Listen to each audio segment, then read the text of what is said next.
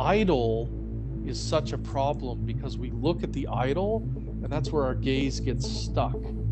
We don't see beyond it to God.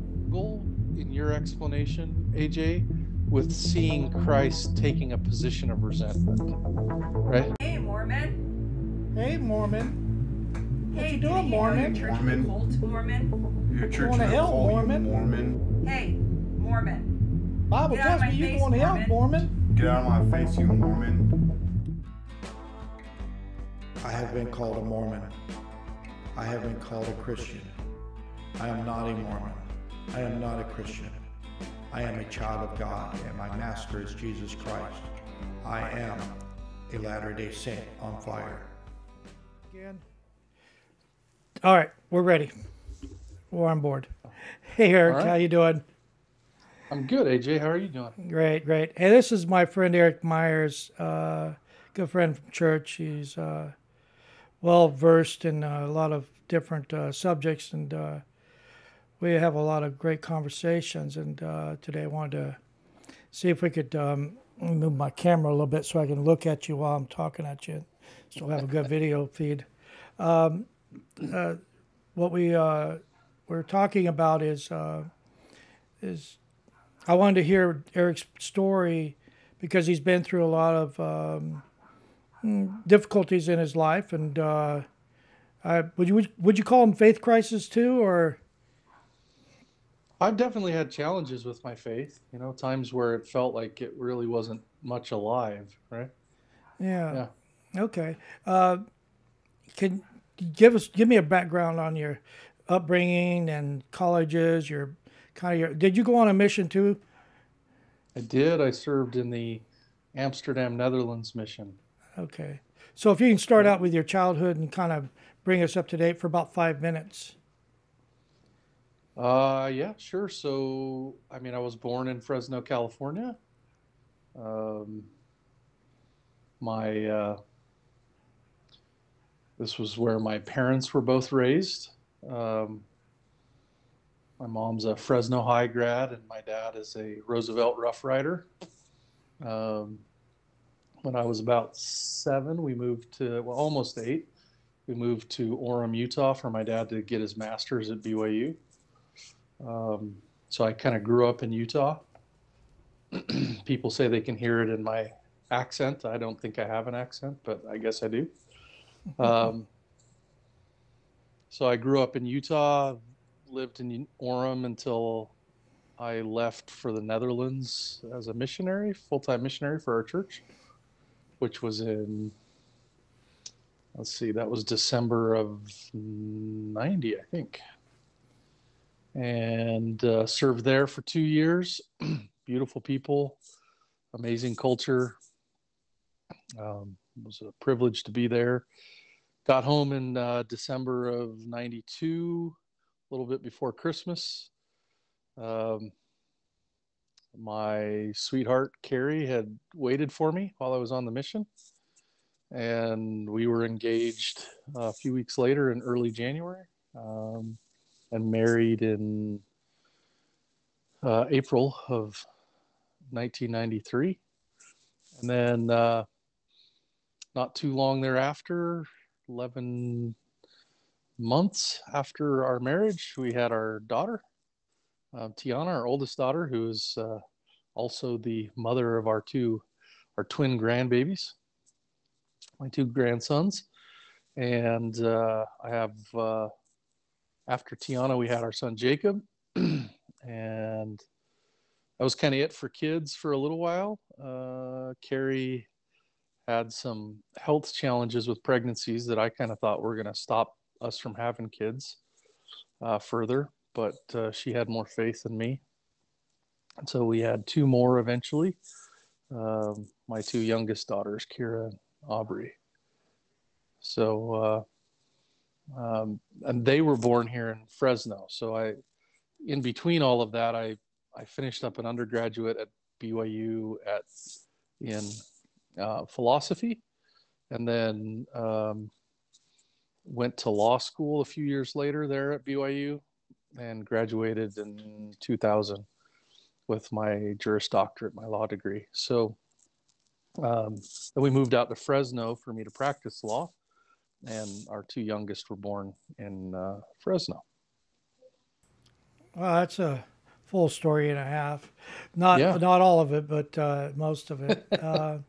So, how did the first thing on my mind is how did philosophy, considering is there an idea in philosophy that God doesn't fit within the philosophical world, Um, or is that just kind of a a narrative, a false narrative within our society? no, I mean, I think a lot of philosophy comes from either an agnostic or a atheistic viewpoint. I mean, it's attempting to use reason alone, right? So um, it often, I don't know that it's always hostile, but it often discounts ways of knowing that aren't necessarily rational as such. Doesn't mean they're irrational or wrong, but they aren't just reasoning from premise to conclusion. Um, I was fortunate that in studying philosophy, you know, at least to my knowledge, all of the professors I studied from at BYU were faithful, and more than that, they had taken the time to think about how do the tools of philosophy, where do they help in the gospel, and where where might we look at their limitations, right? So I had one professor who helped me see that reason often claims for itself. He was a postmodernist, if you will. I don't know that he would subscribe to that term, but he studied postmodern philosophers. Um, I studied Hegel from him and a little bit of Gadamer. Anyway, he pointed out to me where reason often claims for itself sort of more territory than it can rightfully defend. And so helped me see maybe that there were edges and limits to what reason could do. I had other philosophy professors who were steeped in either ancient philosophy or in, you know, the traditional sort of Anglo-American philosophical tradition, who also, you know, taught me a ton about trying to think carefully, and the uses of thinking carefully, and even helped me when I had, you know, I remember the first time I came to one of my professors and said, I don't know what to do. I think the prophet made a logical fallacy in one of his talks. And I was just, you know, from And my perspective. how old were you when you approached that idea that maybe the prophet wasn't as right as you perceived a prophet should be? Well, I mean, I think I was either 22 or 23, but what my professor helped me see at that time was that when a prophet speaks as a prophet, he's speaking in a mode that's different from when a philosopher speaks as a philosopher, right? Right. And that mode of speaking and engagement doesn't depend on logical correctness as such, right? I may want to bring that to it. I certainly did at that point in time, but I really felt like, oh, I had to have this. A prophet couldn't ever give a logical fallacy because, you know, God's not illogical. Well, you know, at that point in time, and I don't even remember the details of it anymore, but whatever the statement was, actually, I do kind of remember, but the basic idea was that he was simply stating a principle or proposition from a different mode, right? It would be like saying that a novel is no good to read just because not every character in the novel is perfectly logical. right? Right. There are other ways of knowing. It would be like saying, I'm never going to listen to what my spouse's opinion is because sometimes he or she uses logical fallacies when they're trying to explain themselves, right? So had the prophet been giving a philosophical paper in an academic setting, then I think he could have been properly criticized for the failure to use those tools and standards of the profession. He wasn't. That wasn't his point. It wasn't the mode he was in, and it wasn't the purpose of his instruction to prove something to me logically. And so by my professor helping me get a little bit more charitable, number one, with how I listened, and two, to understand what was it we were trying to accomplish and applying the right sets of tools. It's not that all of a sudden I was like, oh, well, he didn't make a logical fallacy. He did. But he was telling a story and giving instruction, and neither of those are particularly required to have perfect logic in them. In particular, he helped me see that there were these other modes of narrative and explanation that weren't philosophical modes. So over time, that tool has been very helpful to me to see that distinction. It wasn't so much that the prophet was wrong in the principle he was teaching. It was that I came with an expectation that he didn't meet. And the question was that the right expectation? Was it a valuable or useful expectation in that setting? I've since come to believe it wasn't particularly. Like I said, I've done a little bit of study, not deeply, but I've sat Zazen and I do meditation and, Zen Buddhism on a very superficial level deliberately attempts to introduce paradoxes to get your mind out of thinking that it has to be able to solve everything logically and to break you into an area of insight. And so there are more modes of being and ways of relating to the world than just the logical, philosophical. And we see that in our everyday world all the time. We make sense of the world in all kinds of ways. I'm deeply impressed by people like yourself, AJ, who have don't give me too much. Well, no, but you have an ability to do things in the world with your hands, right? Yeah. And that's a form of intelligence that for many strains of philosophy is just completely ignored. And yet it is a form of cognition, a form of intelligence, a form of making the world intelligible that just doesn't come up a lot. So part of what I've learned since leaving school is that there are many ways of knowing the world, and philosophy is a tremendous tool set, and I'm very grateful for the men and women who taught it to me, but it is not the only tool set in the world, and in many situations isn't the right tool set. Trying to diagnose your spouse with philosophy is likely to get you a divorce. Okay? Yeah. Not a helpful conversation. So now you were 22 years old and this came up. Obviously, you've matured in your understanding of how dialogue can. Would you agree that when we listen to a prophet or an apostle or leader of the church, they have everything that they're saying plus volumes and volumes of other ideas in their head as they're going with this idea that they're presenting? And if you don't, sometimes when we don't understand what they're understand that they're trying to say something within a 2-minute time, when it would probably take anybody hours and hours to really get the full scope of what is supposed to be said. If you understand what I'm trying to say there. I think so. I mean,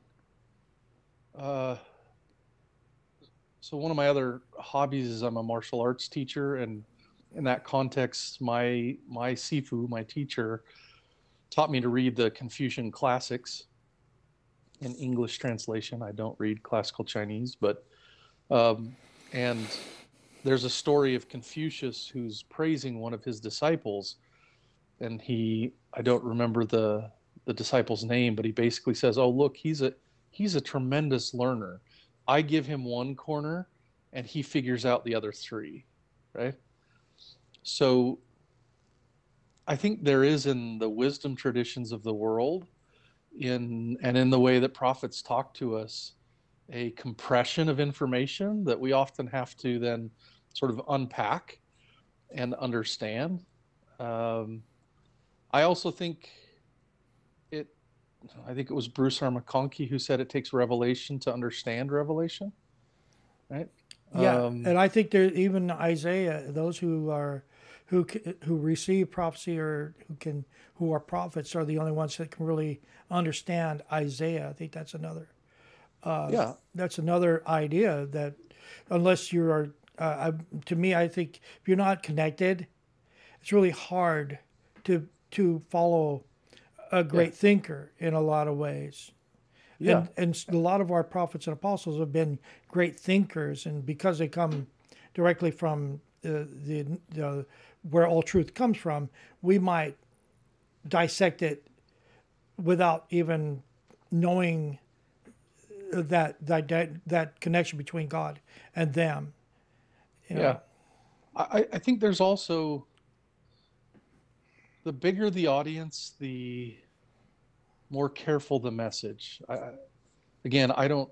Let me be very clear. I'm not speaking from any position of authority. These are my own cockeyed ideas. But um, you know, if I were to, well, let's use your profession, which I don't know well, but as an electrician, right? Okay. If you were teaching a bunch of kids in elementary school about electricity, right? You might teach it in one way.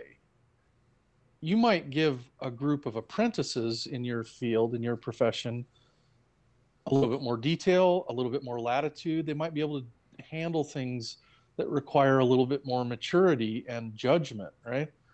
And if you've got an audience that ranges from elementary school kids to master electricians, right? You're probably going to give a message that doesn't get the kids in trouble, and they don't go out and do something stupid and stick a knife into an electrical outlet and hurt themselves. So I do believe that the prophets and apostles are teaching truths. I believe they know, in a sense, more than they can say at any given time, because we don't create what in my martial art we call the draw. We don't create draw for it. We, as a people, will often determine how much the Lord will give us. I think the children of Israel at Sinai are really a really good example of that, right? The way I read the story, again, not a scholar, but the way I read the story is the children of Israel tell Moses, yes, we want to meet God face to face.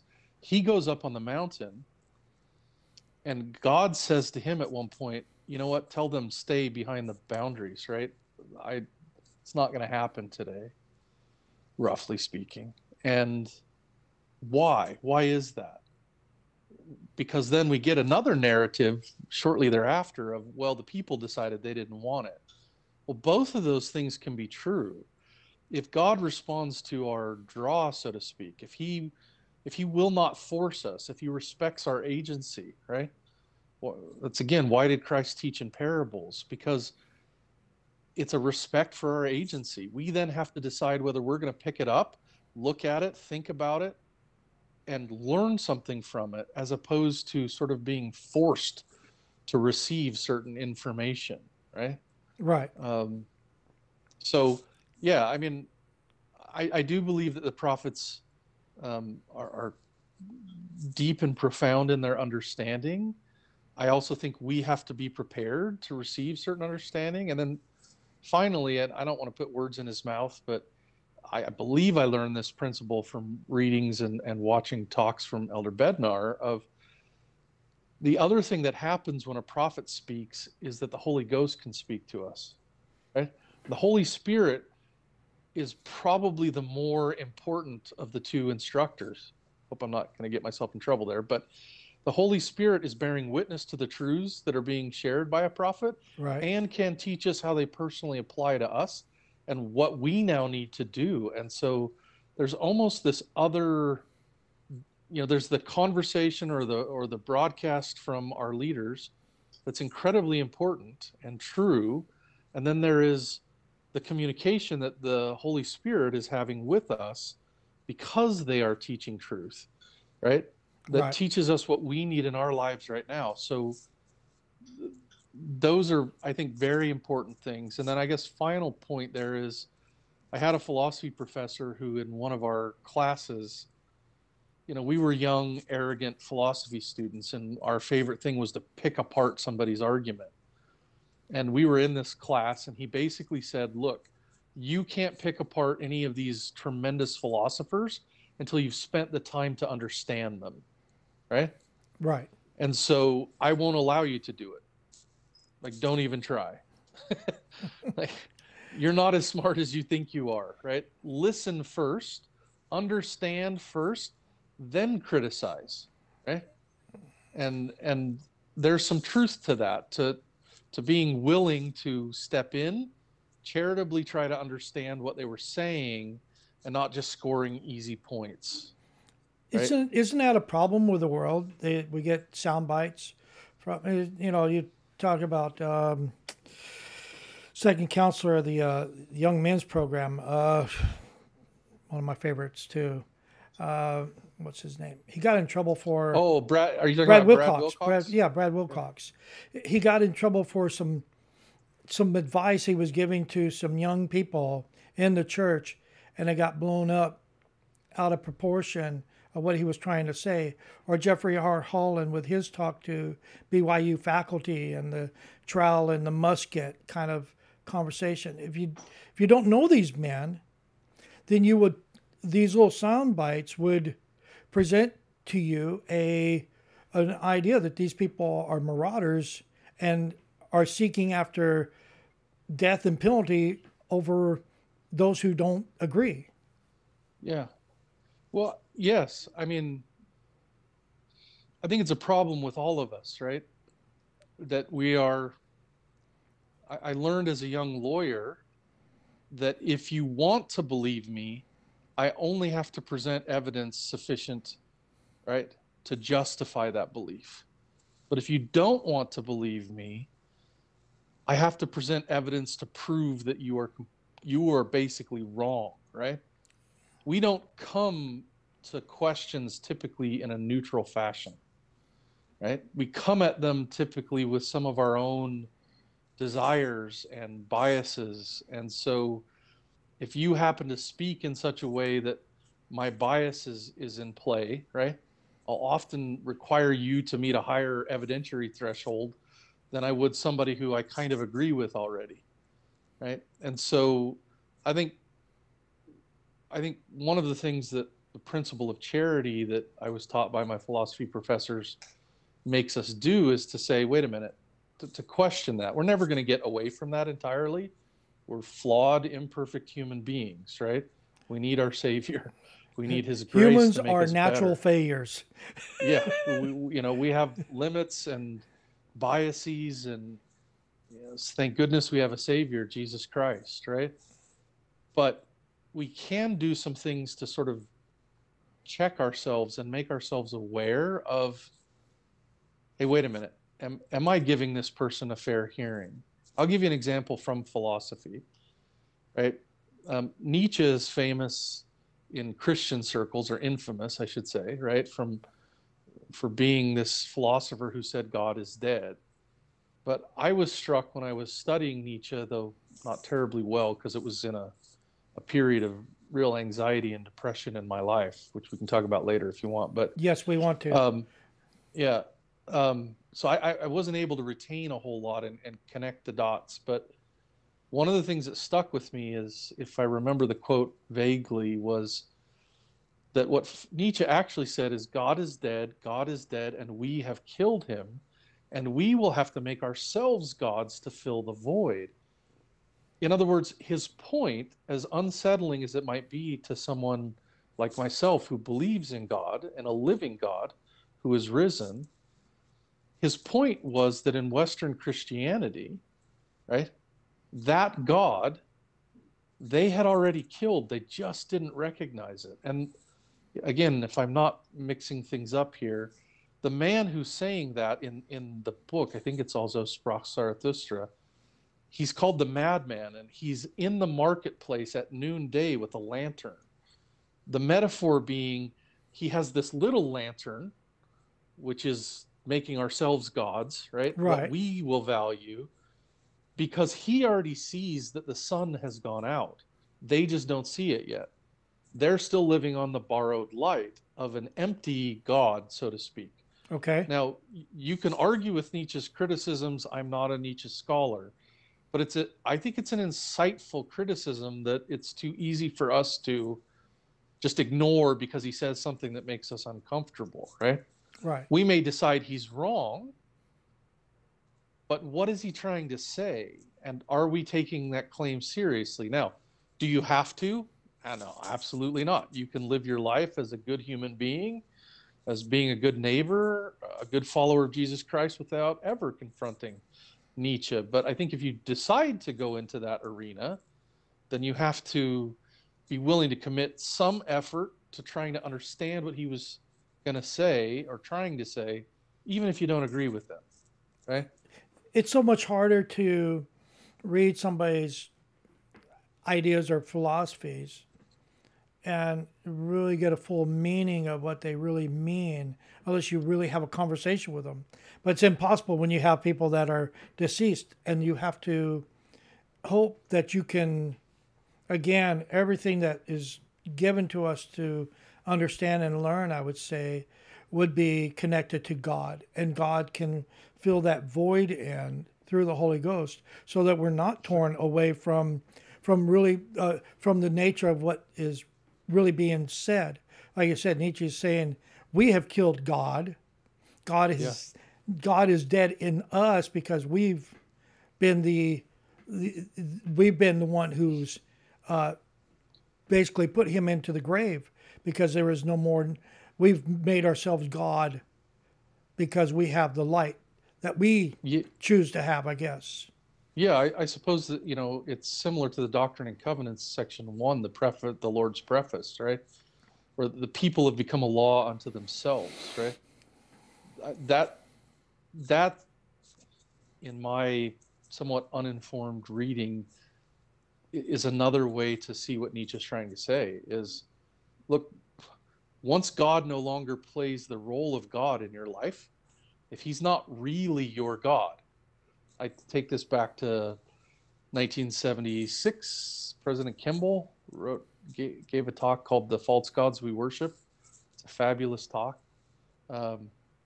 right? Anything that a man devotes his time and energy to, he says, right? I would say anything a person devotes their greatest time and energy to is their God, little g, right? Yeah, absolutely. And so Nietzsche's pointing out, look, I mean, I think Nietzsche thinks God is dead. I think Nietzsche's an atheist. Don't get me wrong. I'm not reading him as some sort of Christian reformer, but I take from his criticism an interesting point, which is, do you just talk about God, or is he really the functional weight in your decision making, right? Do you really put him above everything else? How does he inform your life? Does he make, do you consult him? Do you learn from him? Are you trying to have a relationship with him? You can't just kind of refer to him as some value amongst values. He doesn't function in that way.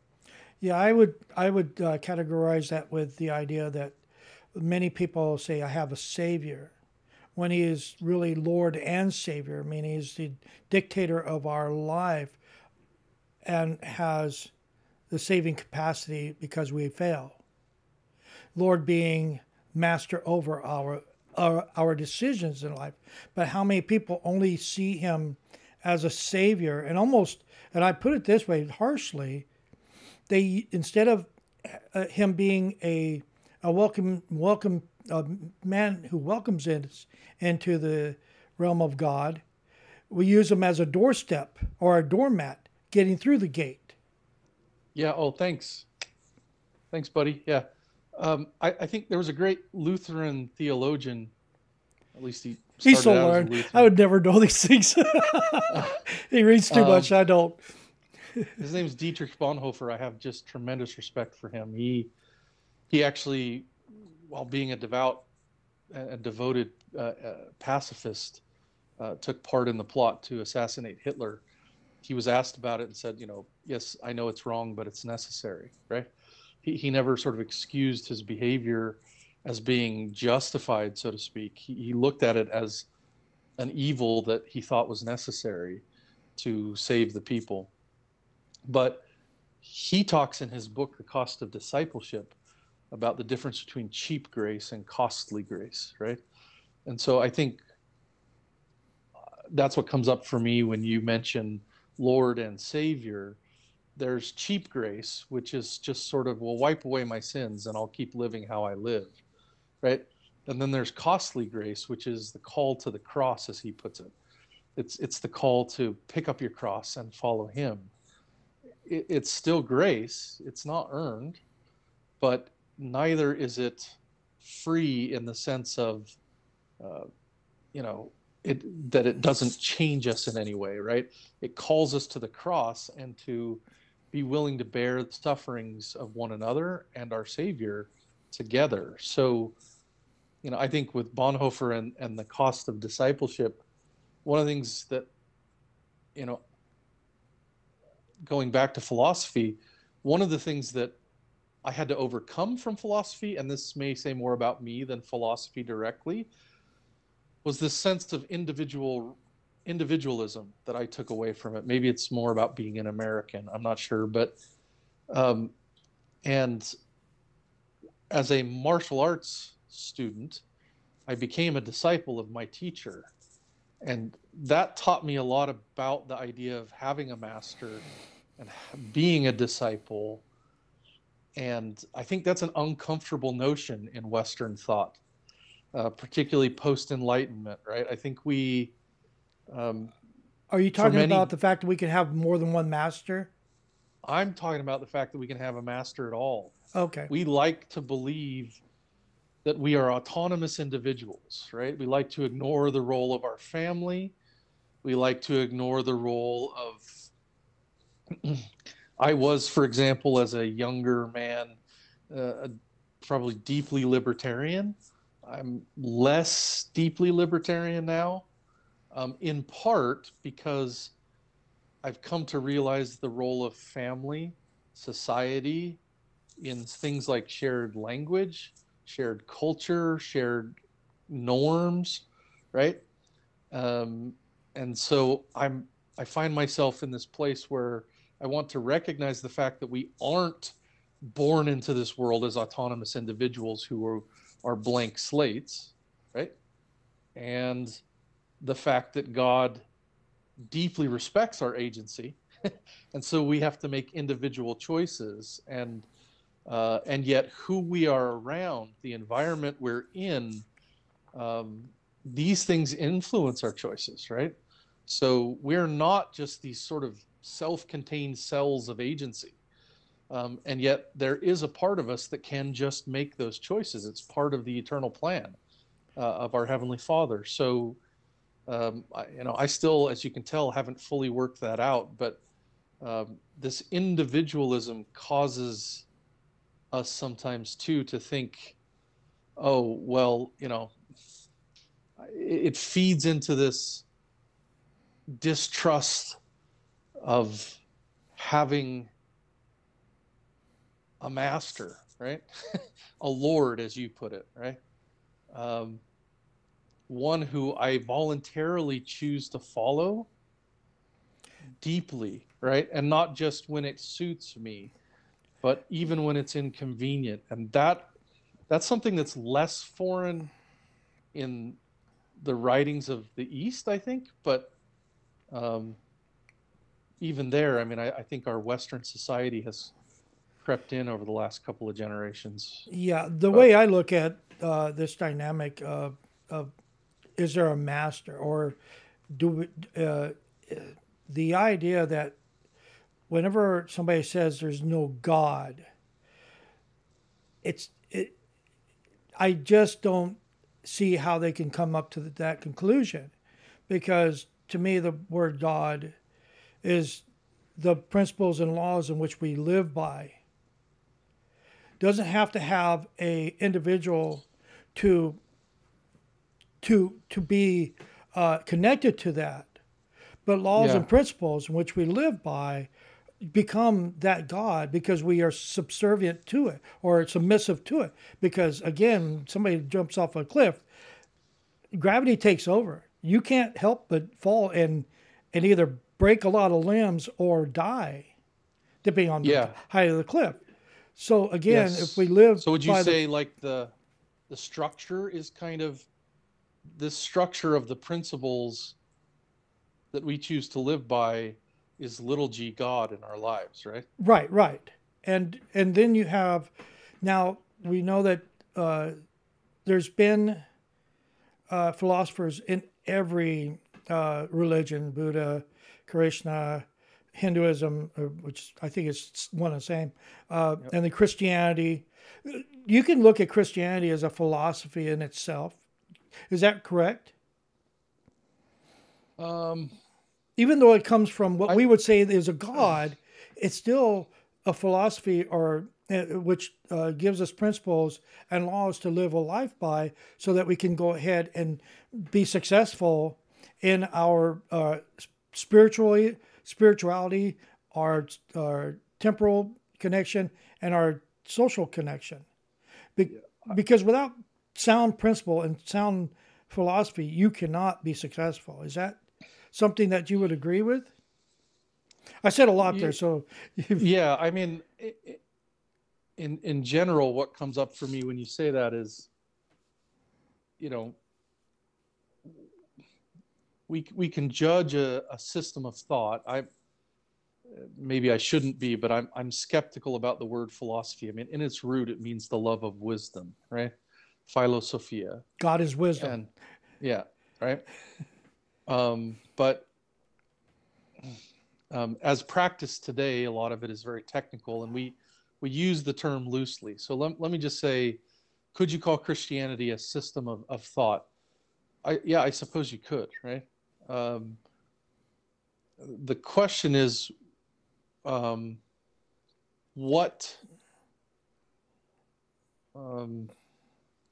are the values? What are the aims of the system, right? And then how well do the structures and the discipline in the system, how well do they point you and lead you to achieving, embodying those aims, those values, right? So again, I'll come back to Nietzsche. I'm dipping into just the first part of a book on Nietzsche and his theory of values, right? Because he thought, at least according to this author I'm reading, he thought that what he was really doing that was unique was to take seriously the role of values and not just reason, right?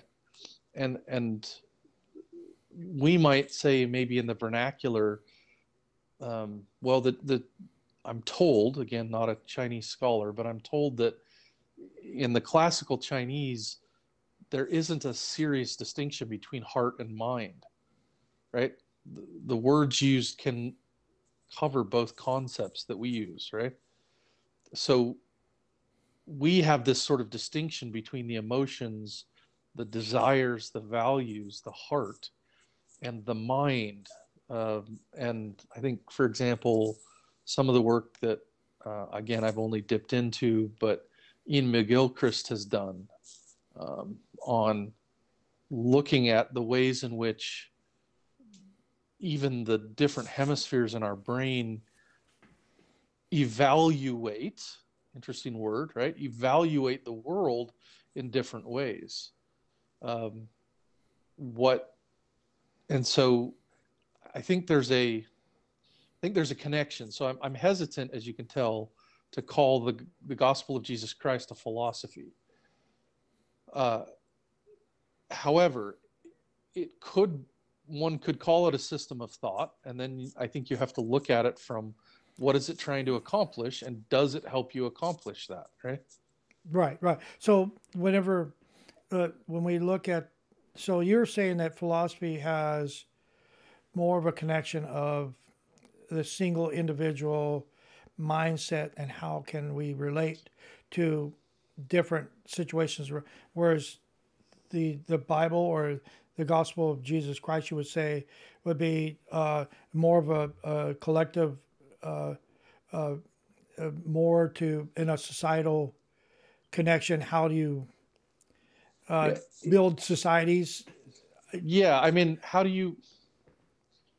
philosophy is often used in general conversation to mean something like a coherent way of approaching the world and living, right? Right. And in that sense, it applies to Christianity. It applies to a well thought out atheism, like maybe Sam Harris's, right? It applies as a nonsensical way of approaching the world, potentially, right? Okay. Obviously, the critics of Christianity would say it is nonsensical. But so in that broader sense, yes, right? It's a way of living, a way of being, maybe even, that one articulates. In the more technical sense in which I studied it, what we were talking about, right, was using the tools of reason to try to find out either what the ultimate constituents of the world are, or how do we know things, which was an area that was fascinating to me, or what is the mind and what is consciousness, right? It's trying to use reason as best it can to try to answer some of those questions. And so it doesn't give place per se for revelation. When you're, again, it doesn't have to be antagonistic to revelation, but when you're doing philosophy, right? It's like swinging a hammer. When you're swinging a hammer, you're not moving a paintbrush. They aren't the same movements. Right. They're not intended for the same purpose. They don't do the same things. You don't pick up a hammer for the same reason you do a paintbrush, unless maybe you're a modernist and you want to try to paint with a hammer and see what happens. Right. But then you're deliberately sort of blending these two activities to see what comes out of it, right? So right.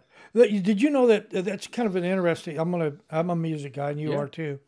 Pink Floyd, on one of their things, and I think you know Pink Floyd is, and so do I. Yes. Dark Side of the Moon.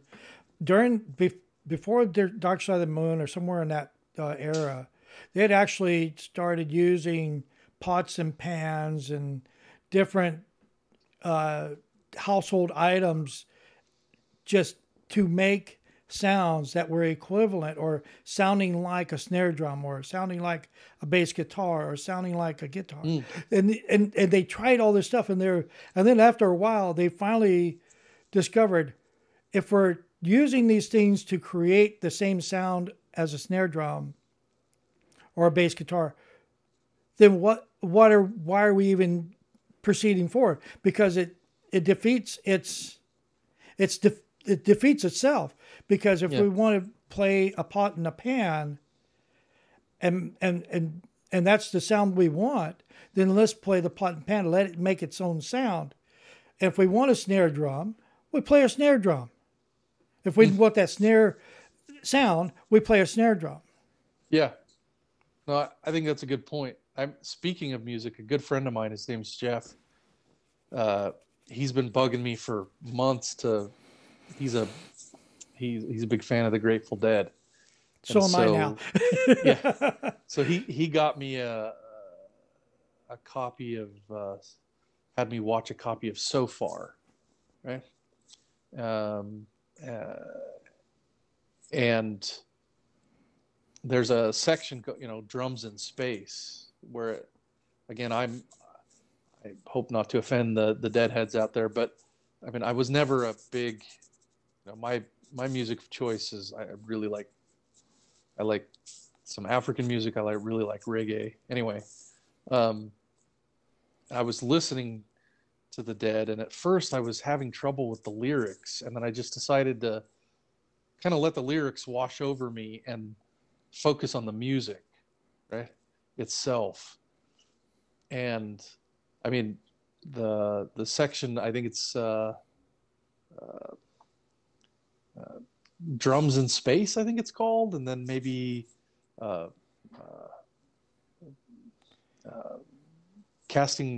throwing pebbles or casting rocks in the pond. Anyway, these two songs that kind of blend together on the video so far. I mean, wow, what an amazing experience, right? With music, which can communicate. It has a language, right?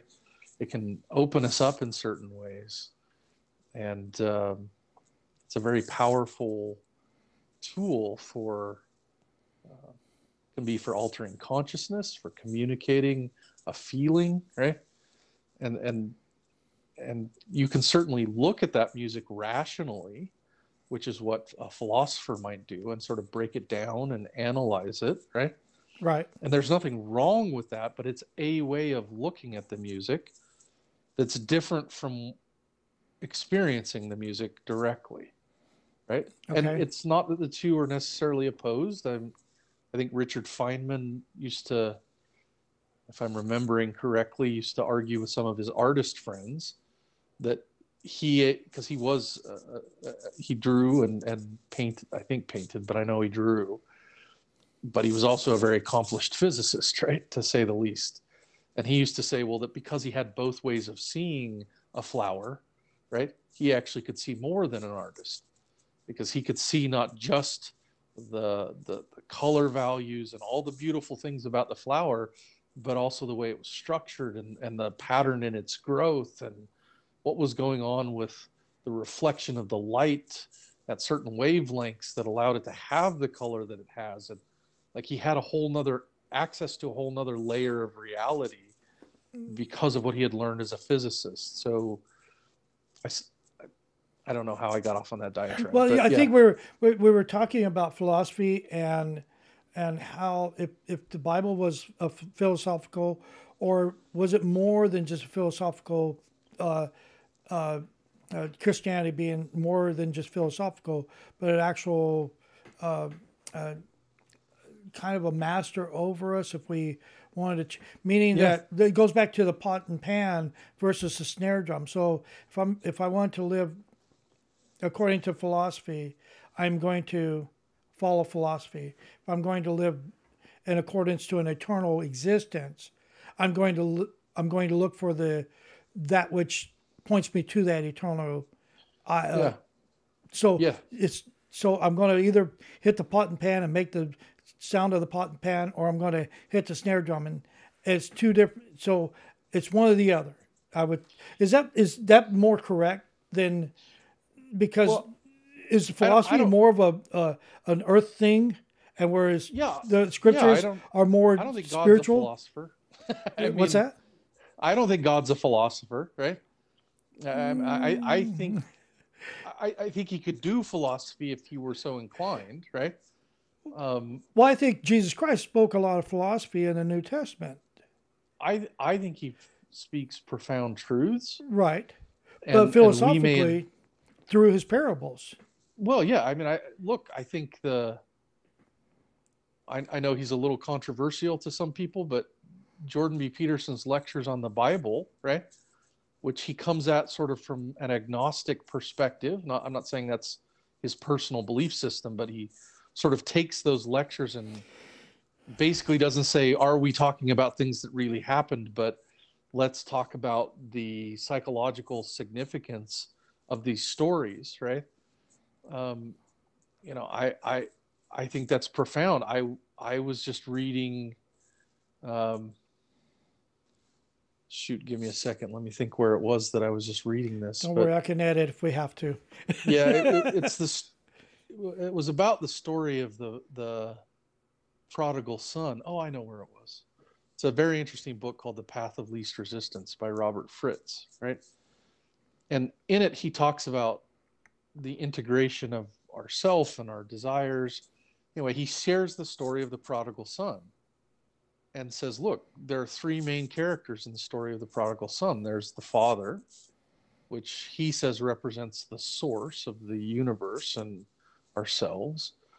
The righteous son, which is the part of ourselves that has tried to do what is good. And then the prodigal son, which is the part of ourselves that has maybe fought against the principles and laws and tried to violate them and find happiness in our wickedness. Anyway, for him, he reads the story as a profound statement about the fact that the righteous son has made what he calls a unilateral agreement with the Father or the universe, right? That, hey, if I'm good, you will give me all these rewards. Right. And when he sees the prodigal getting them for coming back, he feels like the agreement's been violated. Well, what agreement? Like, there's no indication that the father in this figure, in this story, made that agreement to you, although he does sort of respond and says, look, you've been with me all this time, and all that I have is yours, right? But why does that take away from your brother, the prodigal?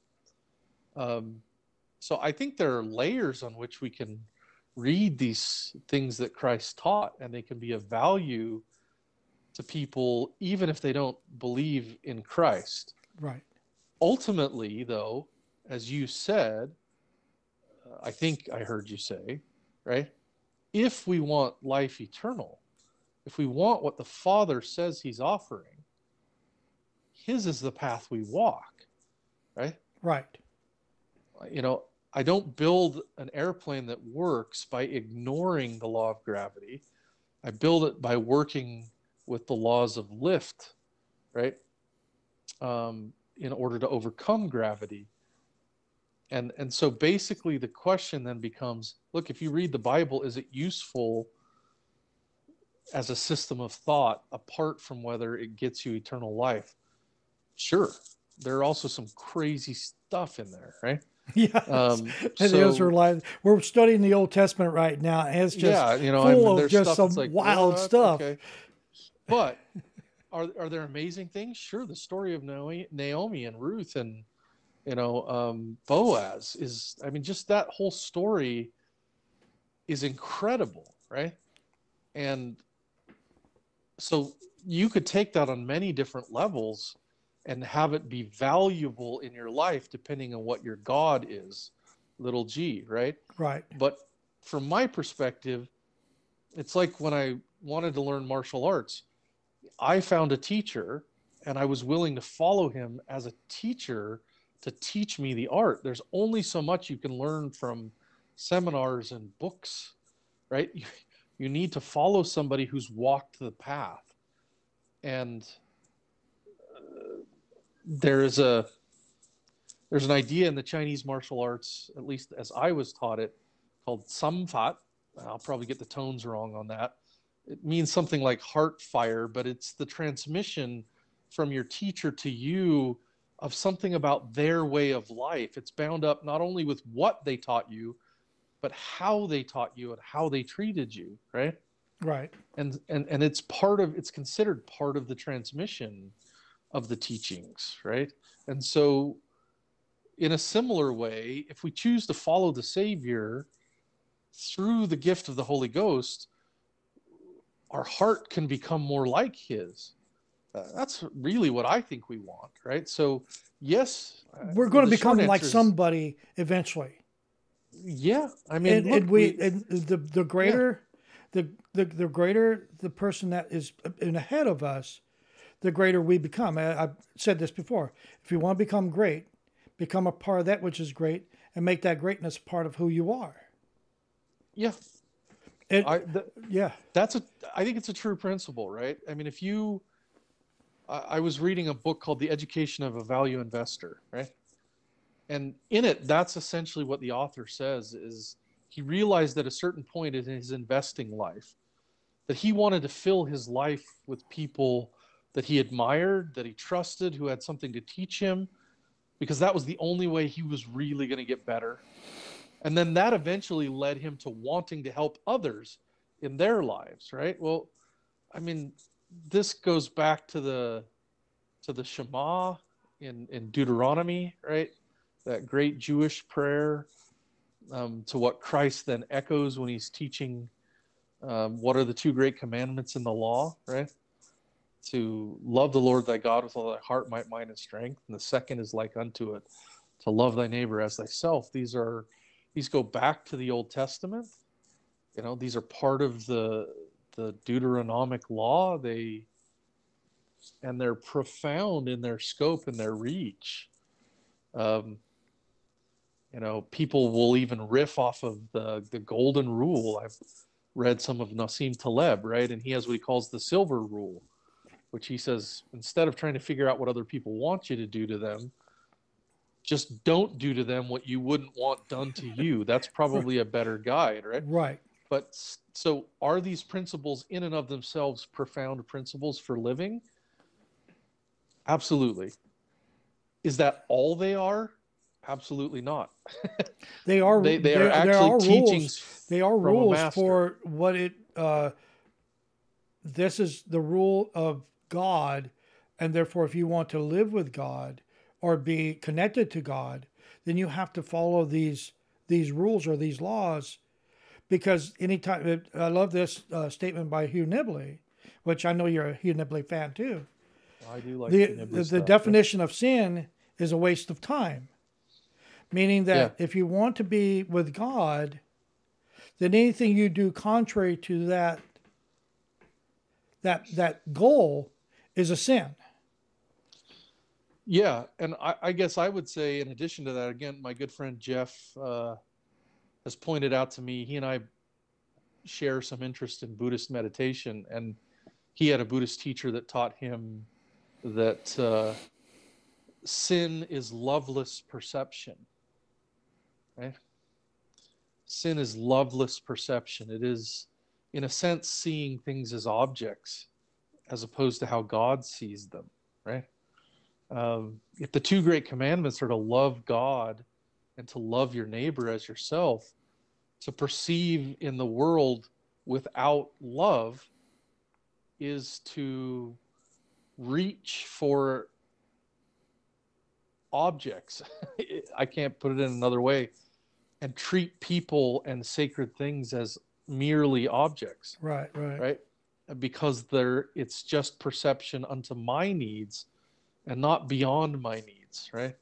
Again, I'm not going to do his philosophy justice at all, but there's a Catholic philosopher, Jean-Luc Marion, I think is his name, who one of my professors mentioned him, and this image has stuck with me forever, that an idol is such a problem because we look at the idol and that's where our gaze gets stuck. We don't see beyond it to God.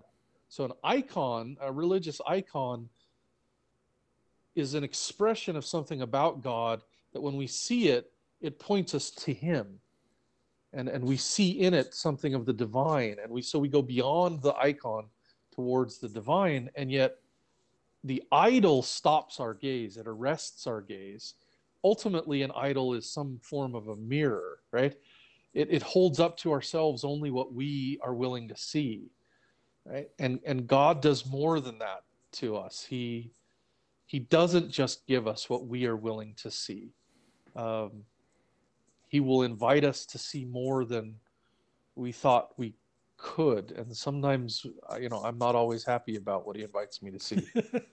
I'd like to go back to the prodigal son for just a moment. Sure. Because you've heard my philosophy on that, or my understanding. Yeah. To me, is this story of the prodigal son really delivers to the Latter-day Saint theology. Especially with the prodigal son, when he returns, he's given the purple robe and the ring of royalty. Yeah. This shows us that God is willing to give us place, not just as mere singers in his realm, but position of royalty within his chamber, as we say. Yeah. And then the other part that I would also want to mention, to me, the story is Jesus Christ's self-reflection about how he's feeling about his role in those who basically walk away from the Father, and eventually they return, and he's always been there, and he's the one who's sacrificed all that time and effort so that the farm could continue on thriving. And so that then at the end, he's like, where's my fatted calf and all this? And then he says, look, the Father's telling me, or telling us, no matter how much we do, that or we seem that we're doing, that he's always there for us, and he's always, and we are heirs to whatever he has promised us. Just because we don't see it in the immediate, or we'll see. It was something kind of interesting. I want to go to this real quick. Sorry about that. I got to use this because I think it's important on that story, on what I'm trying to make. Christianity, and I say that, and I don't include Latter-day Saints because they don't like it, but we can do however it goes. But Christianity, or anything that stemmed from Catholicism, says that there's no more temples needed in the world. I think what happened there was the Old Testament builds this temple. It gives us all the rites and rituals within the temple. And then really after that, it's very much it's mentioned, but not in an impactful way as it's beginning. Only when Solomon builds another temple is anything talked about in a real big way in the Old Testament. And then whenever the New Testament comes, or the people of Jesus Christ comes, there's very, very little talk about the temple in a significant way, meaning that, again, when he sees his brother get the fatted calf and the robe and all these, it's something that's right in your face. You can, and it's because even though that you've been eating the fatted calf every week or every day, it wasn't presented to you as a new thing anymore. If you can follow what I was trying to say there. I mean, I think so. I mean, I think I struggle in your explanation, AJ, with seeing Christ taking a position of resentment, right? Right. And because that's the perspective of the elder son, the good son, right? And it's his problem. I think Elder Holland once referred to him in a talk as the other prodigal, right? His problem is the problem of resentment. I've been good, where's my reward too? And I struggle to see the Savior in that position. Although I do admit that it's interesting to sort of put on those glasses, right? And see him working through that resentment. My sense of it is he's not coming at his duty to his father from a place of resentment. But that said, I think on the temple and its relationship, to the prodigal, for me, that raises a very interesting question of what is the relationship between the grace of Jesus Christ, which I think the prodigal understands he didn't earn the robe, he didn't earn the ring, right? He's been gifted something, and for the labor of another. Yeah, and the at the heart of the gospel of Jesus Christ is this draw, I think, that Jesus Christ creates to us as sinners when he says, come unto me, come follow me, right? I will give you all that the Father hath, right? joint take heirs. my yoke upon you, Right. right? For my yoke is easy and my burden is light. And the question becomes then, what does that yoke look like? And again, very thoughtful people like Dietrich Bonhoeffer talk about taking up our cross and following him. But I see the covenants of the temple as vehicles for grace, right? Vehicles for receiving even more of the grace as we follow our Savior, Jesus Christ, right? And so, yeah, to that, in that sense, I follow, I think, your connection between the temple and the prodigal, right? I was just talking about how it's a new thing, or it's something that what I was talking about is that connection between the new thing. The prodigal son was given this thing, and it's like I said, the good son, or the son that stayed, he's eating the fatty calf every day. He's wearing the purple robe. He's got the king, the ring of royalty. He has these things. And then when he sees his brother receive these things, it's kind of like he's getting something that I already have, but where's the rest of where's more kind of idea. I want something significant now at this moment because I seen him get something significant.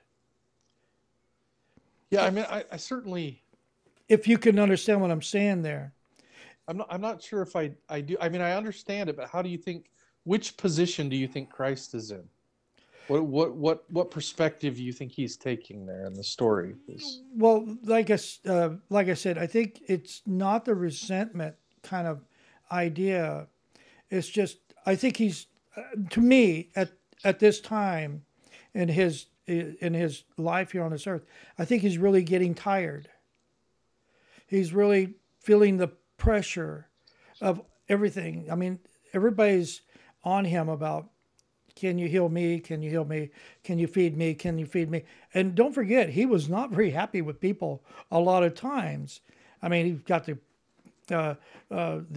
people that are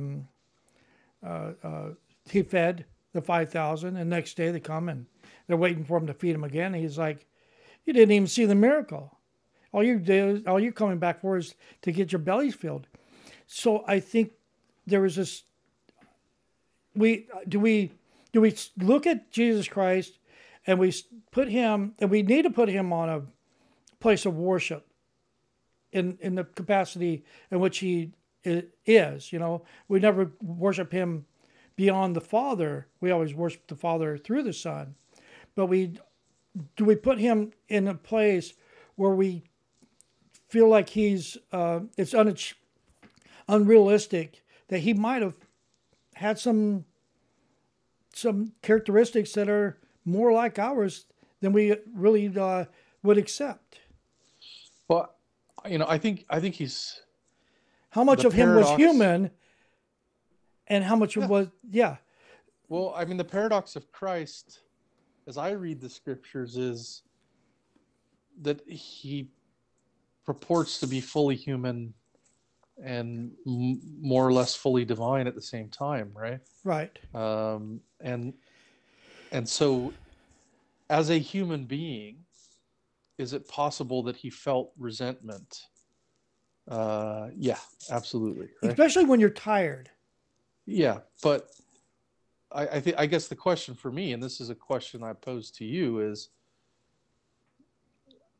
do you think that's what he's trying to work through in the prodigal son, or has he already worked it through, right? And he's teaching something from that perspective of already having worked it through. Absolutely. I would say absolutely that's correct. That he's teaching them about, okay, you have what the Father has given you. Don't resent when somebody else receives it. Even if he had a moment of weakness, just a moment, he had that thought in his head prior to that. He's like, look, and then he snaps out of it real quick, and then he was able to teach based on something that he had already work through. Absolutely. I like that idea. Yeah, and I wonder even if he had. There's a funny thing in the mindfulness meditation.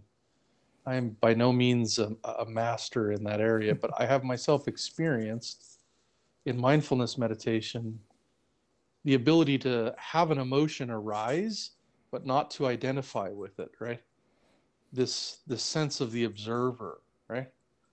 And so I think it's entirely possible that Christ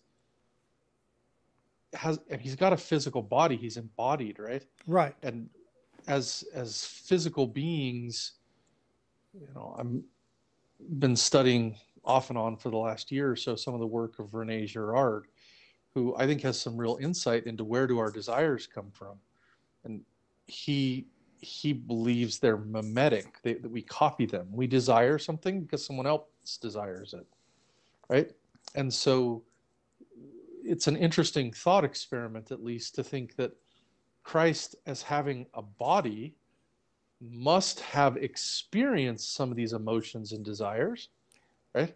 Because But how is he he going never to sinned, how is he right? going to atone for all the sins unless he himself has experienced all the sins? And that could have been taking place in the Garden of Gethsemane, but through his lifetime, he's probably experiencing a lot more than I would say he even thought he could experience.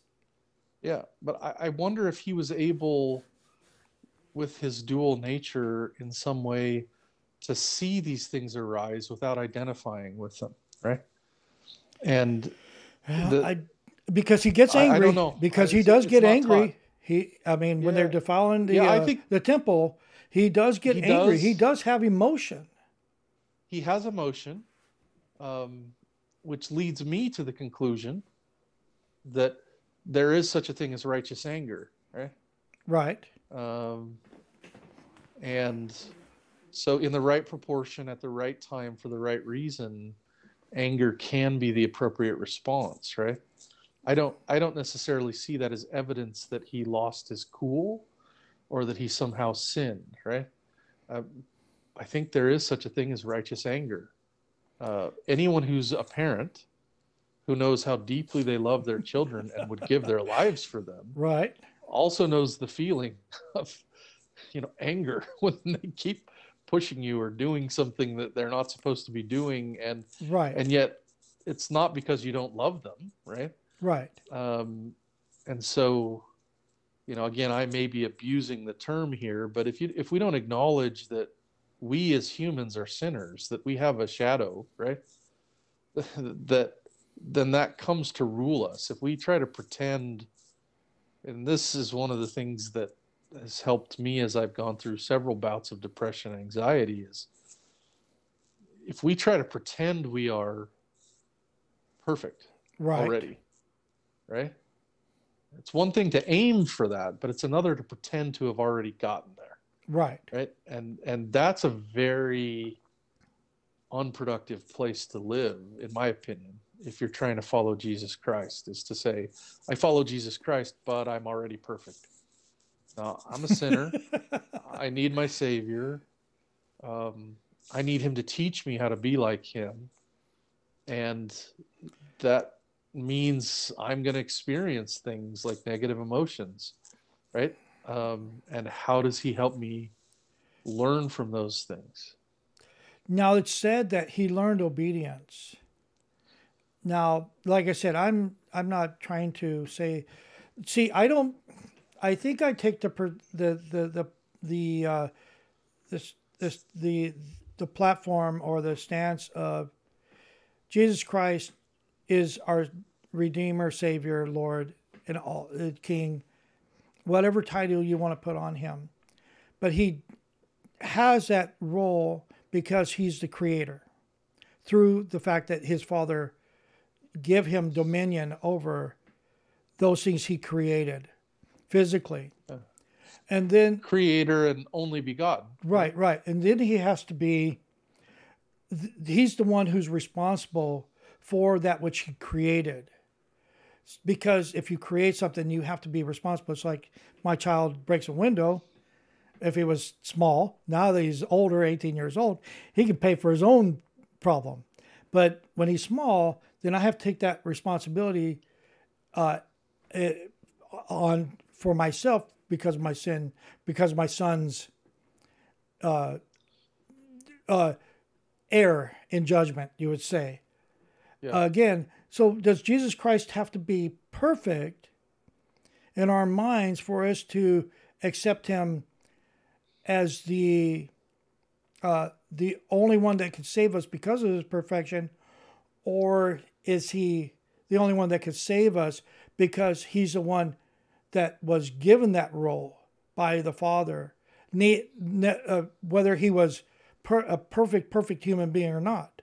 Because even he says that he was not perfect until the third day.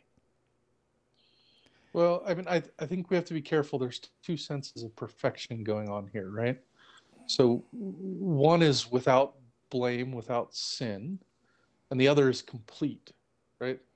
So to be perfect is to be completed. So he's not completed till after the third day, after he actually goes to his Father Right. as the risen Christ. Is he perfect in the sense of being without sin?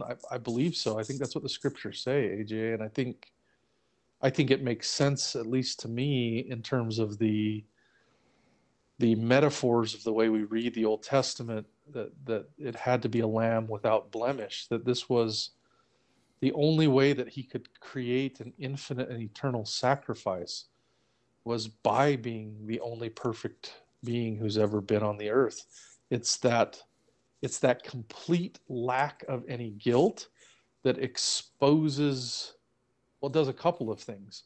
In a way that I don't yet grasp, it is the propitiation for our sins, right? It becomes an infinite and eternal atonement. And it also, because he is completely innocent, not just mostly innocent, but because he is completely innocent as the victim, it unmasks what I think Girard calls the scapegoat mechanism, by which the adversary has ruled society for a long, long time, which is the idea that if something bad is happening, I'm going to blame somebody else and kill them or drive them out of the community. And then they're great because they solved the problem, right? So I think if we aren't careful, we make Christ into a scapegoat, which he was not. He was the unmasking of the scapegoat because he was innocent, because there was no fault in him, because it was for my sins that he died, not in any way for his, right? Right. So, I mean, to the extent we disagree, I guess we could respectfully disagree. I don't know if we do or not, but I was just asking that idea because because again, I look at things a little bit differently, of course, and there's some disagreement in there, of course. See, I don't see anything being perfect, because when you put a decimal point in, because I work with my hands, if I turn a piece of metal on a lathe, no matter how many zeros I put in front of that, behind that decimal point, and put a 1 at the end, you're still going to have an imperfection to some degree. No matter, you can have an infinite number of zeros in front of a 1, but you have to have that 1 in order, because it has a measurement to be processed. So I don't see perfection in the same way as, I don't see things as perfect all the way infinitely or eternally in that way. And I accept that because I accept that because I'm not hung up about it. You know what I mean? I don't have to have things perfectly laid out or a perfect human being or anything like that, because I don't have to. I can accept it for what it is. Yeah. So I think in the sense that you can accept it, what I hear you saying, I think, is from our finite perspective, there's no such thing as perfection. And I think that's true. Anything that we make, anything that we build is going to have those tolerances, those imperfections, right? So I don't think the question is whether we need to be able to conceive of the finite being perfect. I think the question is whether God makes the claim for himself that Christ himself was perfect, that he was an infinite and eternal sacrifice, which is definitely made by prophets in the Book of Mormon, right? And I think, if not directly made, alluded to in portions of the Gospel. So his sacrifice, you're right, is not a finite sacrifice, right? It's an infinite sacrifice. And I think we struggle with infinity, right? That one at the end of a long string of zeros is, I have to bring this infinity to a conclusion to make it finite, right? And so I'm going to approximate it there. So I guess the question then becomes, I mean, when I was studying a little bit of mathematical logic in my philosophy classes as an undergrad, right? We learned a little bit about I hate math. Yeah, I don't. I envy people who are really good at math, probably more than I should. But you've got Cantor and his ideas of countably infinite and non-countably infinite, and that there are different kinds of infinities that can not necessarily be put into correspondence with each other, right? Some of which you can't actually even count them. And the continuum hypothesis with Charles Sanders Peirce, again, I don't pretend to fully understand, but the basic concepts to me are, I think we struggle with finite minds to grasp what infinity may look like. And so what I hear you saying is, I don't grasp it, and I don't have to find him to be my savior. I don't grasp it either. I fully acknowledge that with you. I do think, however, that there are certain teachings in the scriptures that point in that direction, that say, yes, in fact, he was perfect in an infinite way. And yeah, I'm with you. I don't quite grasp what that means. I don't conclude from that it means, therefore, he wasn't perfect. It just means I don't know how to grasp infinity, because any finite, like you said, is going to have a certain tolerance, a certain approximation, if you represent the infinite using a finite structure. I see him as the perfect sacrifice, meaning that he was the only one that was capable of saving the world through an act of sacrifice, self-sacrifice. Meaning that, I'll try to do this again. I see him as the perfect sacrifice because he was chosen before the earth was to be the sacrifice that was put in place so that he could bring the children of God back to him. So we'll use a trick my philosophy professors used that I think I find it to be useful.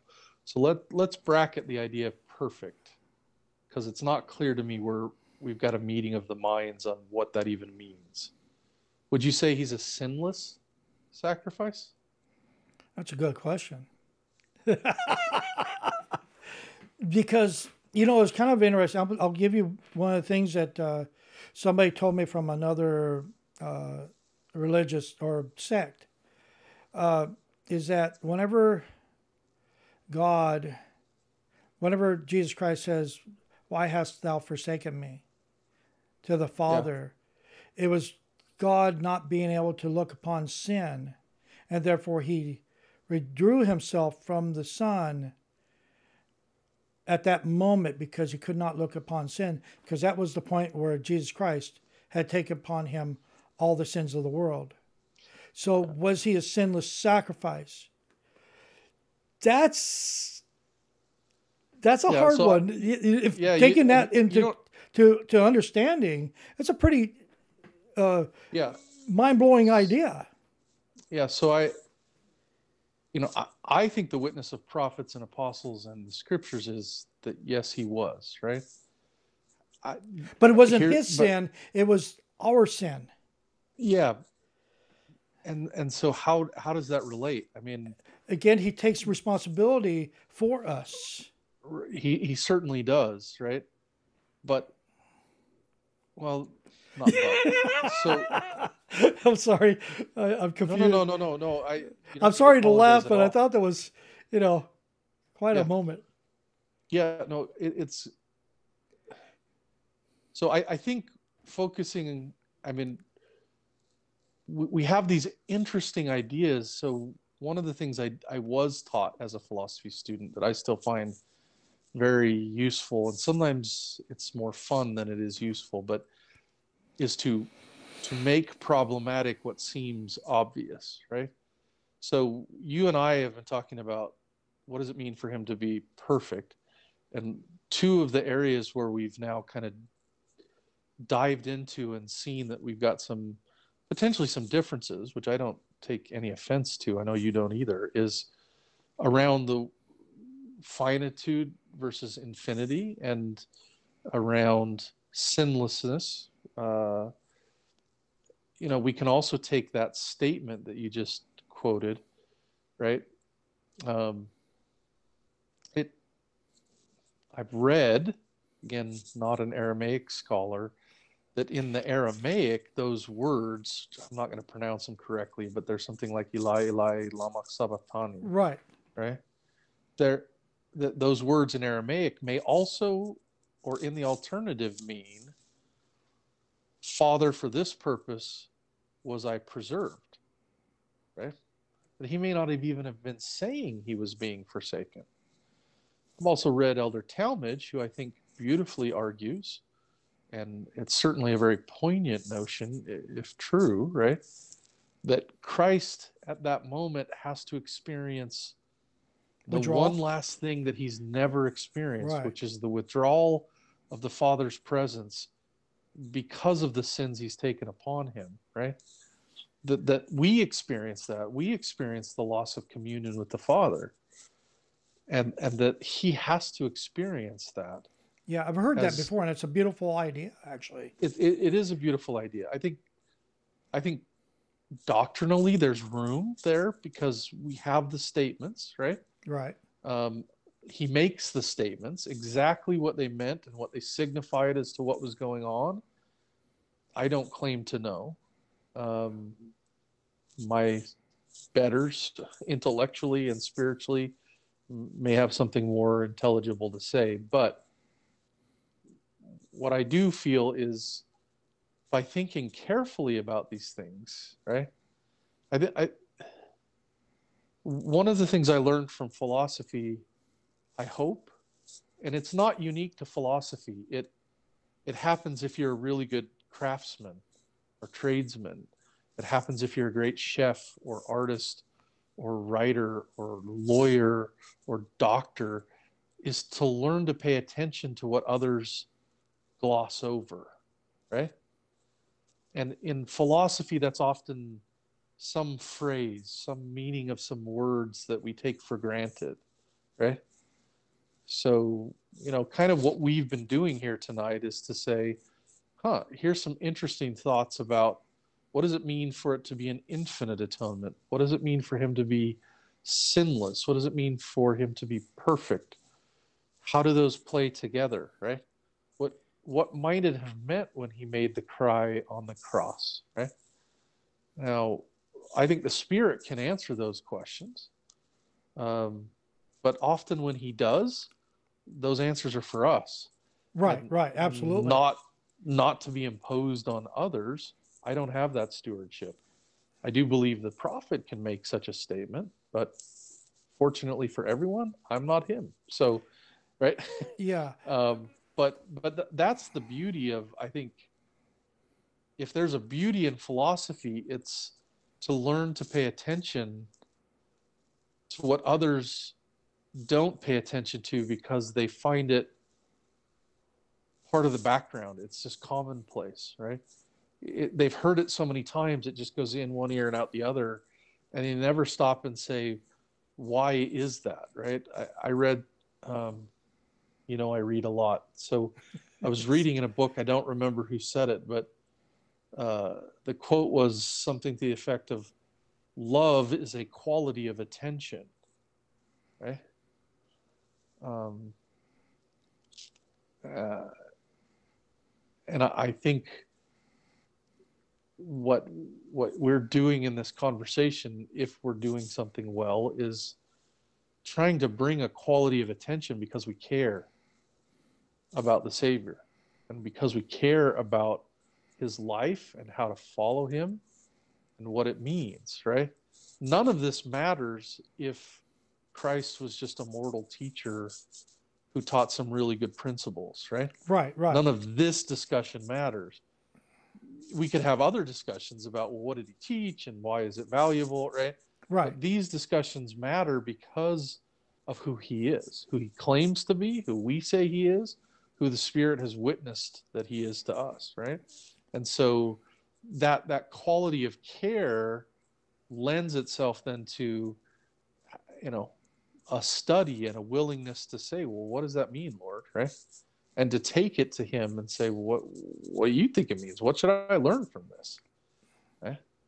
So I come at this, So I come at this in a way that I've learned how to teach atheists, agnostics, and other people of other faiths, and because I've been able to deliver a more an easier path to find a God. So I try to empathize with their thought process and try to help them understand that you don't have to have a perfect scenario or the perfect idea of God in order for us to accept there is a God. So I deal with a different class of people sometimes, and so it's helped me develop that dialogue by presenting something that people can accept and then build to the point that we can say that Jesus Christ was the perfect being, that, you know what I mean? Because it's hard to get people to understand that we can accept somebody's failures and still accept them as something more than just another human being. If you understand what I'm saying, because a lot of people have a problem with God, and because of the way that he doesn't perform as they would say that he needs to perform. One guy said he's either non-existent or he's lazy because he's not engaged in trying to help the people in the world in a way that would rid all the world of that. So when they disconnect themselves in that way, I try to help them understand that there's more to this God than just a supernatural existence that is disconnected from us, but he's actually understands us because he was once like us. And so Jesus Christ was once like us in more ways than just being a physical being, but actually the emotional things that he would go through. Well, yeah. Well, I follow you right up to that last point because I don't know what you mean by go through, right? For example, it's very clear. Well, let's use an example because you and I have talked about this, and we're coming up on the 2-hour mark here. Yes, so I understand. I don't know if Christ had depression, right? But I am confident that he experienced it. You see the distinction, right? Yes, yes. For me, the first time I had a severe bout of depression, which lasted for 4 years, and it was brutal. And I consider myself incredibly lucky and blessed that my young bride, I think we'd only been married a year and a half. We had a baby. I was in school, and I went one day from being normal, so to speak, and intelligent and having a future to spending 4 years wrestling with depression and not knowing where I was going to go and barely being able to get myself to class at school and not really being able to support my family for a while. And I always had a job, but it was brutal. A lot of the time it was I'd go to work, I'd make a paycheck, and I'd come home, and that's all my family saw of me, right? Because I couldn't seem to break out of that depression. So my experience of the Savior is that I have trust that he knows what that experience is like, but I don't think he spent any time in his life being depressed, right? He experienced what it is like for me to have depression, right? And the for me, I think, is very important. I have 3 beautiful daughters, and a beautiful wife. I don't know what it's like to be a woman, right? Yeah. I don't know what that is like. I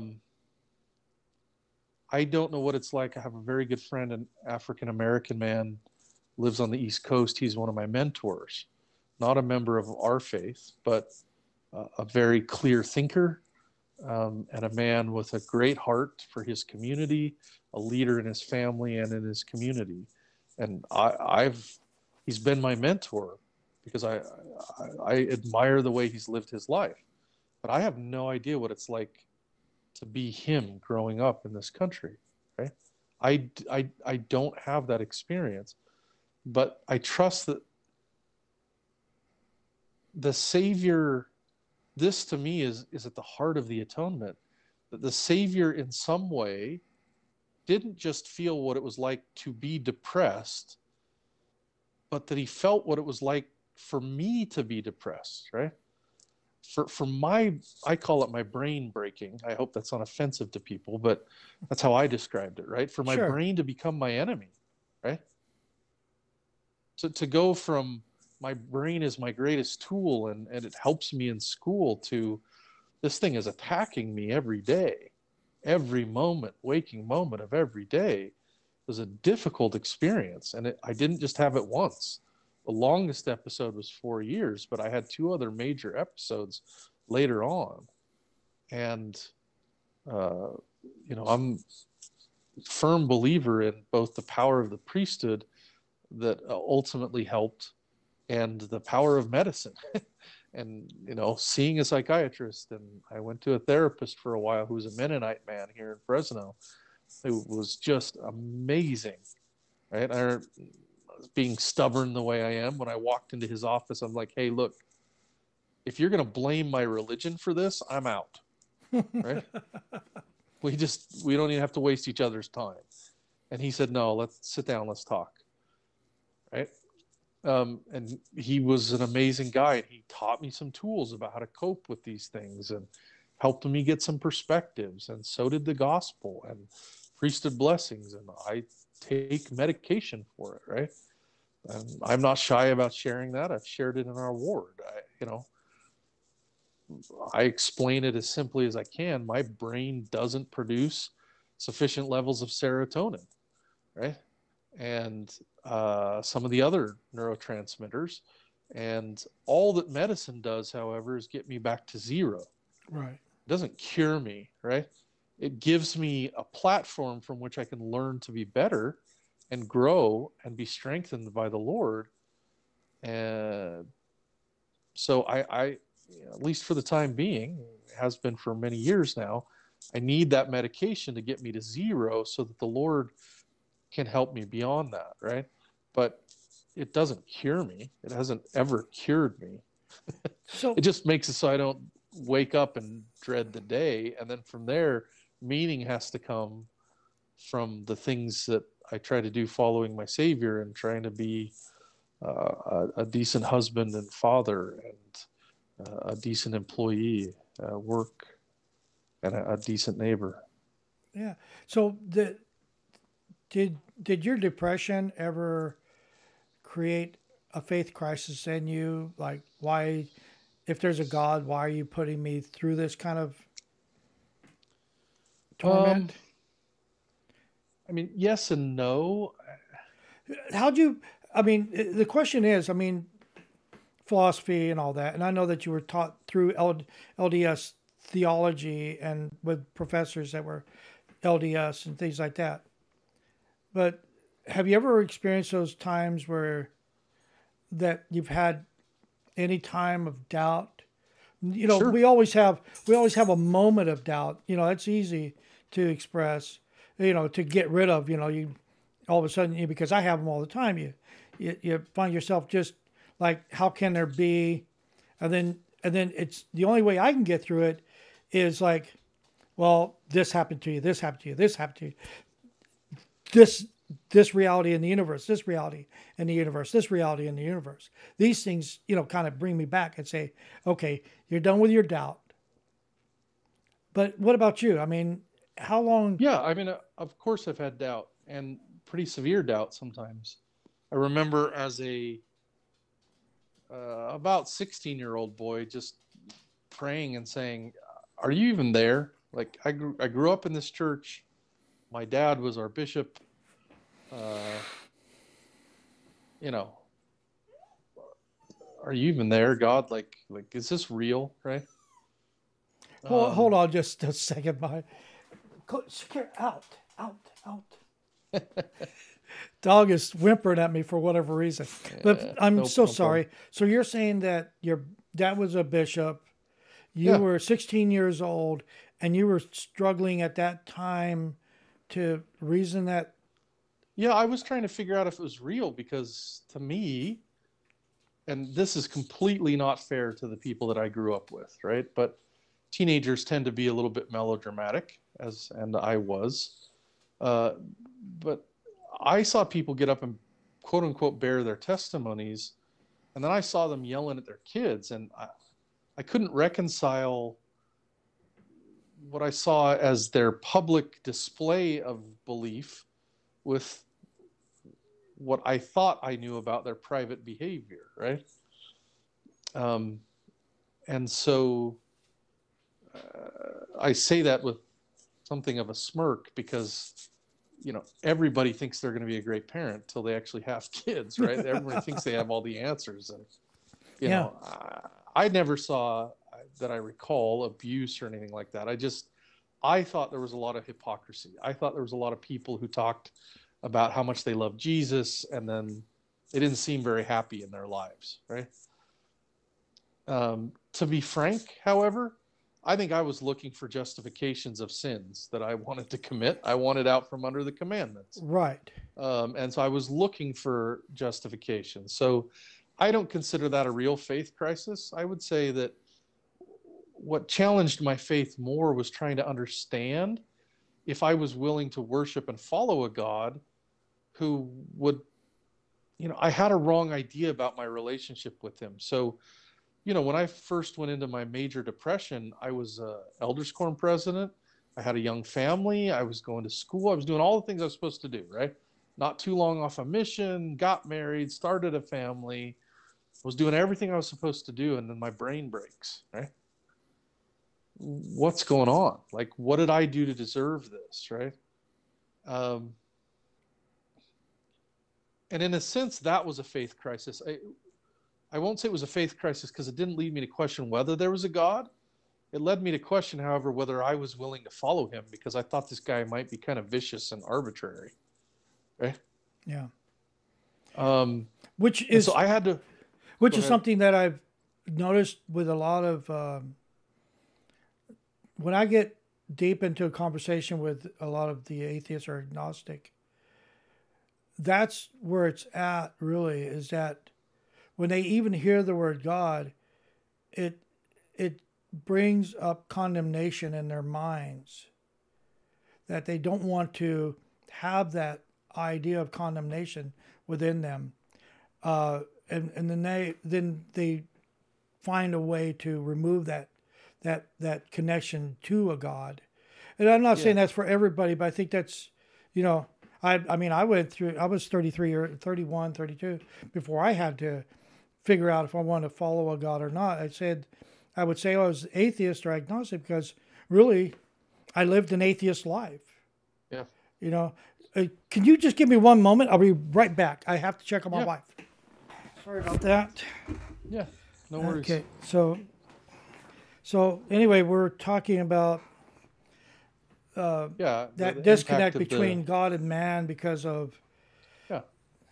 I mean, I remember, I mean, other experiences that weren't necessarily connected to my depression as such, but I mean, at one point, my wife and I lost a pregnancy, a little baby boy at 19 weeks gestation. Um, I was angry with God.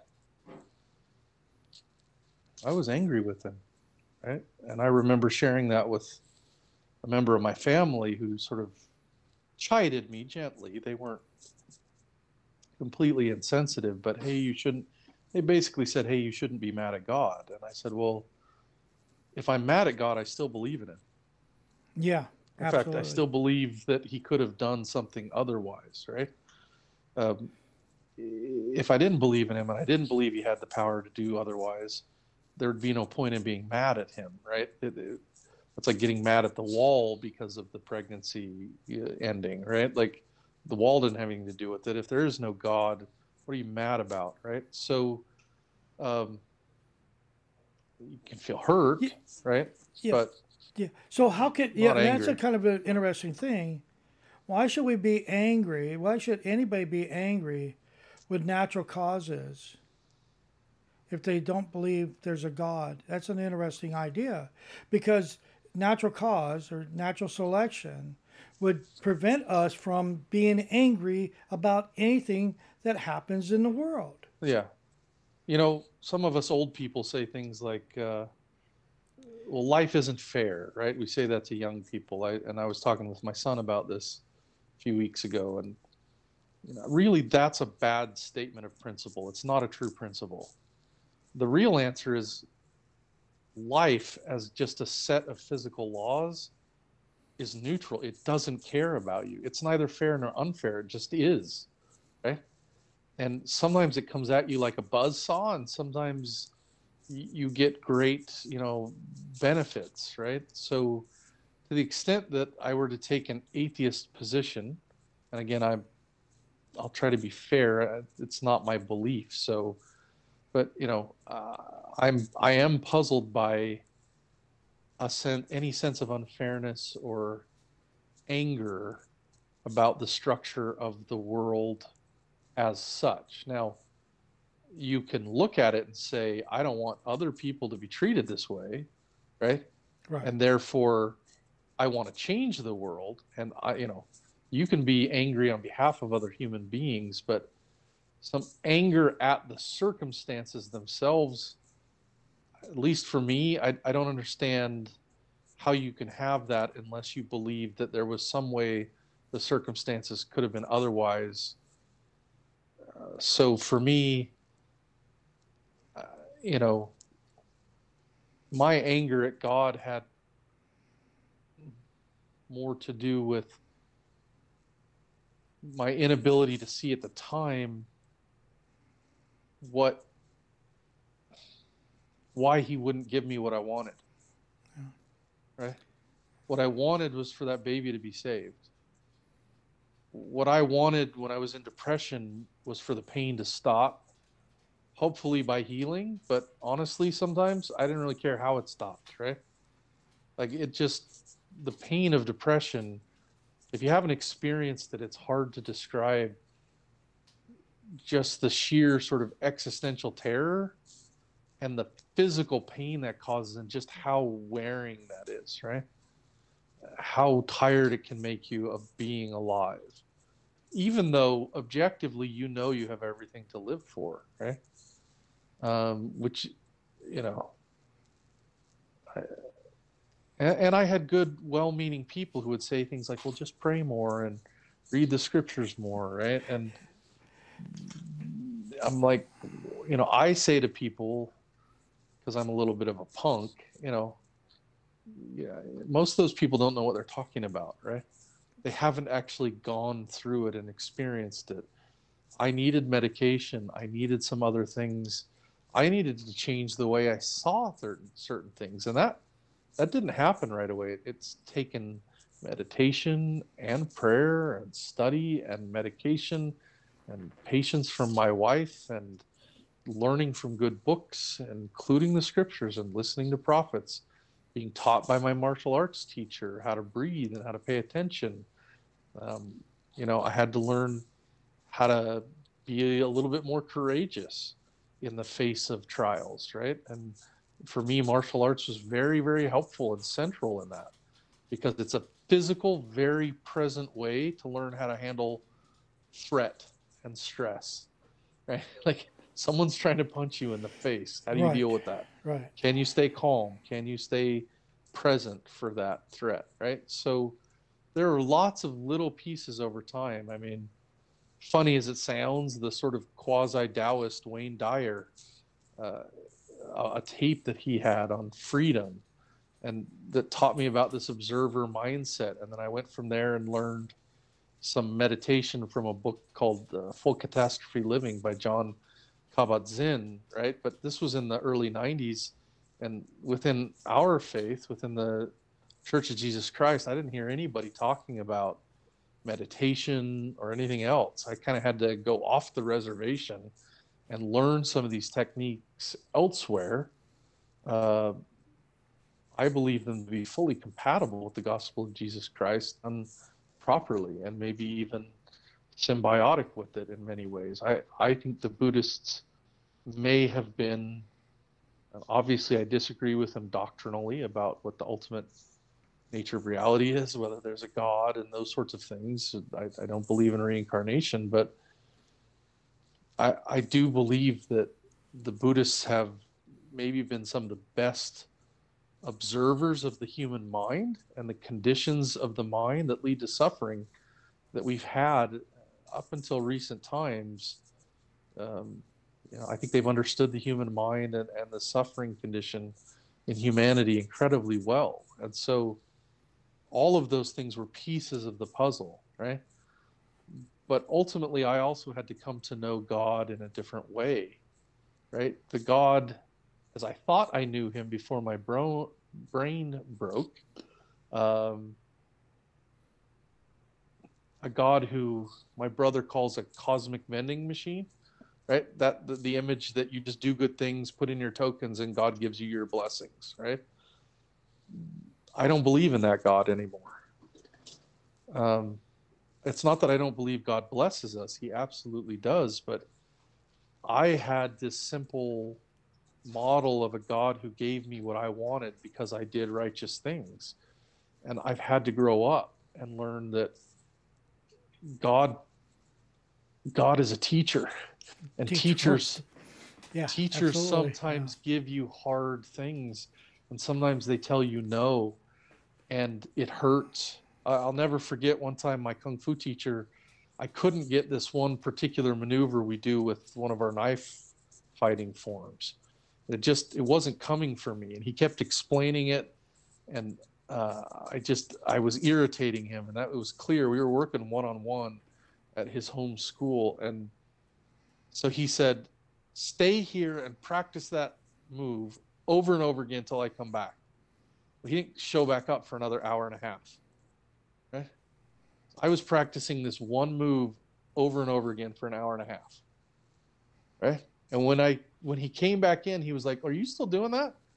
I was like, "Yeah, you told me to keep doing that, right?" And he's like, "Oh, it looks a little better now." And then we went on with the training, right? Well, that was unpleasant. It was very painful to do that move over and over and over again. But I needed to learn it, right? And so one of the big things that has helped me is to see God as a sifu, as a master, as one who is teaching me what it takes to become like him, right? Right. I Right. understand that some of our Christian brothers and sisters consider that blasphemous, but I think Christ taught it. I think Paul taught it. Clearly, the Book of Mormon taught it. And so to me, what I see God as above all else is a master, right?